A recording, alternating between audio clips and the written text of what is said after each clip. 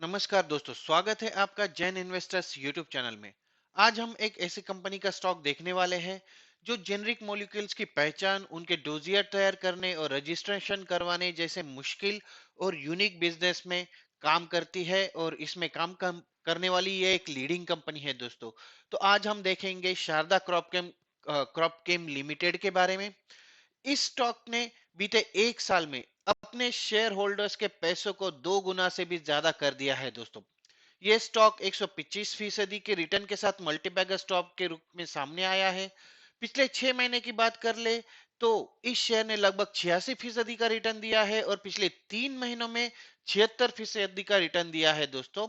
एक साल पहले इस कंपनी का शेयर जहां ₹280 का था, वो अब बढ़कर ₹623 तक जा चुका है। हालांकि उसका 52 वीक का जो हाई लेवल है, उच्चतम स्कोर है, स्तर है, वो ₹673 का है। आज हम देखेंगे कंपनी के बिजनेस के बारे में, कंपनी के पास परफॉर्मेंस के बारे में, उसके साथ उसके फाइनेंशियल आंकड़ों पर, नंबर्स पर नजर डाल लेंगे, कंपनी के स्ट्रॉन्ग पॉइंट्स और वीकनेस पर बात कर लेंगे और उसके फ्यूचर प्लान्स के बारे में जानने के बाद हम जानेंगे कि कंपनी की टारगेट प्राइस कहां पर सेट होती है। तो आइए शुरू करते हैं आज का वीडियो। सबसे पहले कंपनी के बिजनेस पर एक नजर डाल लेते हैं दोस्तों। शारदा क्रॉप के मुख्य रूप से दुनिया भर के विभिन्न देशों में एग्रो केमिकल्स, जिसमें तकनीकी ग्रेड और फॉर्मुलेशन शामिल है, और नॉन एग्रो प्रोडक्ट जैसे कन्वेयर बेल्ट है, रबर शीट है, डाई है और डाई इंटरमीडिएटरीज के निर्यात में काम करने वाली एक लीडिंग कंपनी है दोस्तों। मेनली इस कंपनी के प्रोडक्ट्स को दो सेगमेंट में डिवाइड किया जा सकता है। एक तो है एग्रोकेमिकल सेगमेंट और दूसरा है अदर केमिकल सेगमेंट में। एग्रोकेमिकल सेगमेंट में कंपनी की 3 सब कैटेगरीज है, जैसे हर्बिसाइड है, फंगिसाइड है और इंसेक्टिसाइड है, जिसे हम कीटकनाशक के नाम से भी जानते हैं। अब इसके की पॉइंट्स पर एक नजर डाल ले तो एसेट लाइट बिजनेस मॉडल है कंपनी का। कंपनी एक एसेट लाइट बिजनेस मॉडल को फॉलो करती है क्योंकि वे जेनरिक मॉलिक्यूल्स की पहचान, डोजियर ये तैयार करने की काम करती है, उनके रजिस्ट्रेशन की मांग पर काम करती है, उनके मार्केटिंग और डिस्ट्रीब्यूशन फॉर्मुलेशन पर फोकस करती है।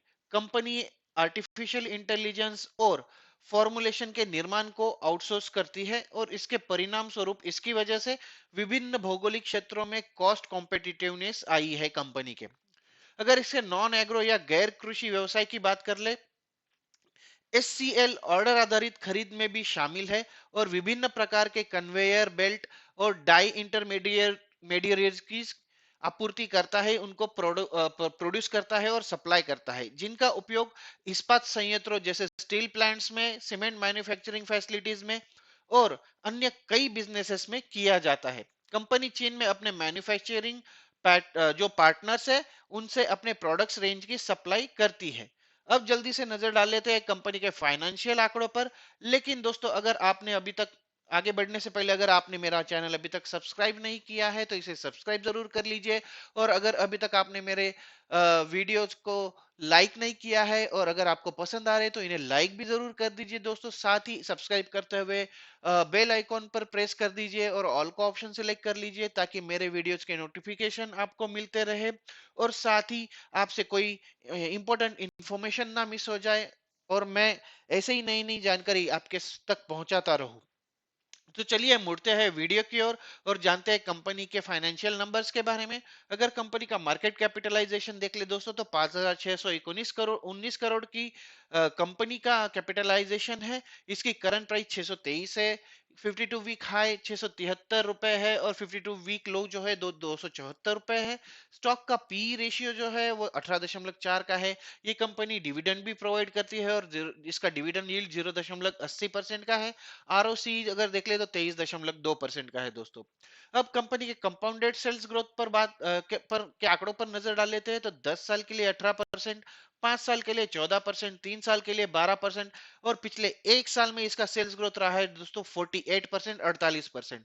कंपनी के प्रॉफिट ग्रोथ की बात कर ले तो 10 साल में अच्छा आंकड़ा है 20% का, 5 साल में 7%, 3 साल में 9%। लेकिन अगेन पिछले एक साल में दोस्तों इसका 29% का कंपाउंडेड प्रॉफिट ग्रोथ दिखाया गया है। स्टॉक प्राइस सीएजीआर की बात कर ले तो 3 साल के लिए 17% का और पिछले एक साल में दोस्तों 109% का स्टॉक प्राइस सीएजीआर रहा है कंपनी का।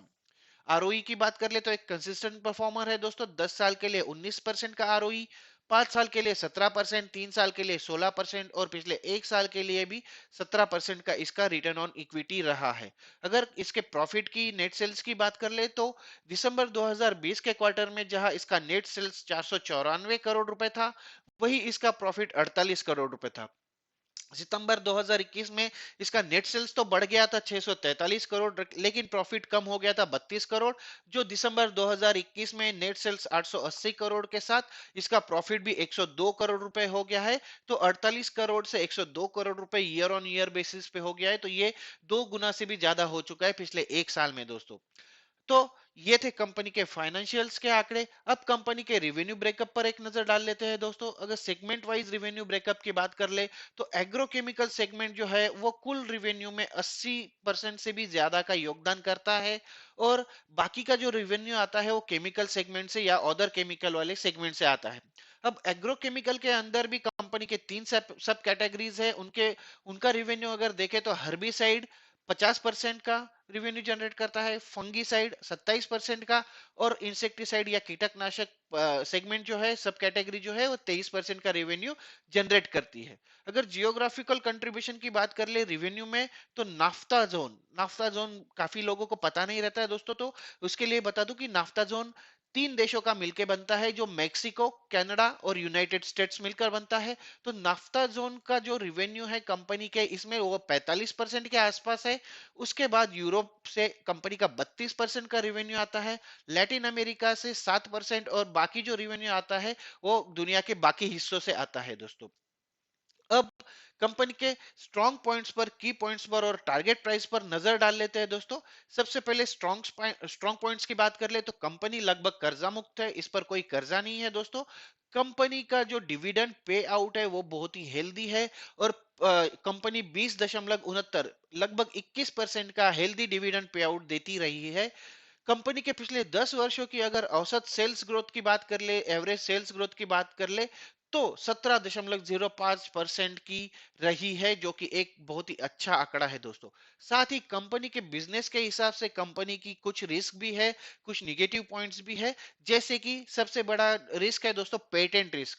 फॉर्मुलेशन और जेनरिक एक्टिव इंग्रेडिएंट्स का कोई भी परिचय स्थगित या पोस्टपोन हो सकता है, इसका फॉर्मुलेशन स्थगित हो सकता है दोस्तों, क्योंकि नियामक अधिकारियों द्वारा पेटेंट शर्तों का अनुचित विस्तार होता ही रहता है, और ये सीधे कंपनी के व्यवसाय को प्रभावित कर सकता है। तो ये सबसे बड़ी रिस्क है कंपनी के बिजनेस में। जहां पर अगर कोई नियम चेंज हो जाए, कोई रूल चेंज हो जाए, तो उसके वजह से ये हो सकता है कि इनका बिजनेस या फिर कोई एक पर्टिकुलर फॉर्मुलेशन स्टॉप हो जाए या पोस्टपोन हो जाए दोस्तों। साथ ही कृषि से संबंधित सरकारी नीतियों में भी हमेशा बदलाव होता रहता है, और इस बदलाव की वजह से कंपनी एक जोखिम से जुड़ सकती है, उस पे एक रिस्क आ जाता है दोस्तों। अब नजर डाल लेते हैं कंपनी के फ्यूचर एक्सपेंशन प्लान्स पर, और जानेंगे टारगेट प्राइस के बारे में भी। अगर प्रोडक्ट रजिस्ट्रेशन बढ़ाना ये कंपनी का सबसे पहला फोकस है दोस्तों। कंपनी नए मॉलिक्यूल्स की पहचान करने और बाकी देशों में आवश्यक लाइसेंस प्राप्त करने पर फोकस करना जारी रख रही है। 31 मार्च 2021 के आंकड़ों की बात कर ले तो इस कंपनी के ग्रुप के पास 2543 एग्रोकेमिकल रजिस्ट्रेशन ऑलरेडी अवेलेबल थे दोस्तों, और ग्लोबल लेवल पर रजिस्ट्रेशन के लिए 1128 एप्लीकेशन ऑलरेडी कंपनी ने दायर किए गए हैं। सोचिए अगर इसके 50% भी इसके एप्लीकेशन एक्सेप्ट हो जाते हैं, तो कंपनी को एक बहुत बड़ा बाजार खुल सकता है, मार्केट खुल सकता है। यह कंपनी हर साल 100 से 150 रजिस्ट्रेशन प्राप्त करता है, और कंपनी की जो उपस्थिति है वो 80 देशों में उपस्थिति है, प्रेजेंस है, और साथ ही उसका मार्केटिंग नेटवर्क जो है वो 80 देशों में फैला हुआ है। तो ऑलमोस्ट दुनिया के बहुत सारे देश मतलब मोर देन 50-60% कवर करती है इसका मार्केटिंग नेटवर्क। अब कंपनी के डोजियर की कंपनी कंपनी के पास डोजियर की एक समृद्ध लाइब्रेरी है दोस्तों। इसकी वजह से कंपनी उन मार्केट्स में भी प्रवेश करने में इजी हो जाता है, जो अनटैप्ड है, जिसको अभी तक छुआ नहीं गया है, और कंपनी इस अवसर को काफी अच्छी तरह से यूज भी कर रही है दोस्तों। तो ये कंपनी के काफी तीन अच्छे स्ट्रॉन्ग पॉइंट्स हमको समझ में आए हैं। अगर इन बातों पर गौर करें तो कंपनी जल्दी ही अपने 52 वीक का जो हाई लेवल है उनको छू सकती है, और अगले कुछ ही महीनों में 750 रुपए की लेवल छूने की उम्मीद हमको है दोस्तों, जताई जाती है। अब देख लेते हैं कि ऐसी कौन सी बातें हैं जो कंपनी की प्राइस बढ़ाने में हेल्प करेगी। पहले तो कंपनी का बिजनेस एक तरह से यूनिक है, जिसकी वजह से कॉम्पिटिटर्स की कमी है दोस्तों। कंपनी का कंपनी का प्रेजेंस जो है वो ऑलमोस्ट पूरी दुनिया में फैला हुआ है। जैसे कि मैंने बताया कि 80 देशों में कंपनी का मार्केटिंग नेटवर्क है, तो यहाँ से कंपनी के बिजनेस काफी बढ़ सकता है। कंपनी के पास परफॉर्मेंस का देखकर और कंपनी का जो फ्यूचर प्लान है उसके बारे में जानकर दोस्तों, ये समझ में आ रहा है कि कंपनी एक एग्रेसिव प्लान लेकर आगे बढ़ रही है। अगर कंपनी के दिसंबर 2021 के आंकड़े देखे, उसका प्रॉफिट देखे दोस्तों, तो वो इसमें उसकी एक झलक देखी जा सकती है, जहां दिसंबर 2020 के मुकाबले दिसंबर 2021 में कंपनी का जो प्रॉफिट है वो दोगुना से भी ज्यादा हो चुका है। हमारा मानना है कि ये सारे फैक्टर जो है वो आगे कंपनी के शेयर के भाव में बढ़ोतरी के लिए मुख्य ट्रिगर का काम करेंगे। तो ओवरऑल एक साल में इतने शानदार रिटर्न के बाद इस कंपनी के शेयर में अब भी बुलिश सेंटीमेंट बना हुआ है, और अगले कुछ महीनों में ये जारी रहने की उम्मीद है दोस्तों। कंपनी के शेयर को 550 की लेवल पर रेजिस्टेंस लेवल दिख रहा था, लेकिन इसे एक स्ट्रॉन्ग वॉल्यूम के साथ कंपनी ने तोड़ दिया है, इस शेयर ने तोड़ दिया है। कोविड के बाद की बात कर ले तो इस शेयर की कीमत 6 गुना हो गई है दोस्तों, 6 गुना उछल चुकी है। पिछले एक हफ्ते की बात कर ले दोस्तों, तो इस शेयर में 20% से ज्यादा की बढ़ोतरी देखी गई है, और अब फिर से बुलिश सेंटीमेंट पर सवार होकर ये शेयर कुछ महीनों में पहले जो पहले हमने बताई है उस टारगेट प्राइस की लेवल छू सकता है।